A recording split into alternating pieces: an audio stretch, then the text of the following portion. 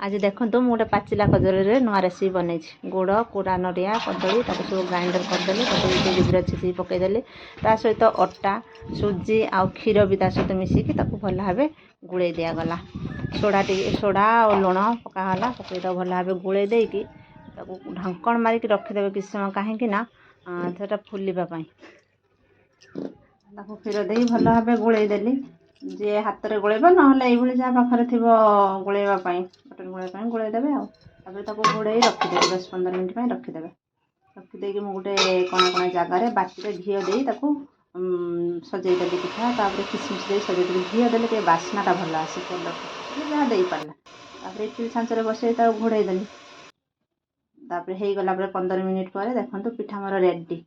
मो पुओ बर्तमान खाइब खाई कहूँ भल भल टेस्टी वीडियो लाइक करूँ शेयर करूँ सब्सक्राइब करूँ रही।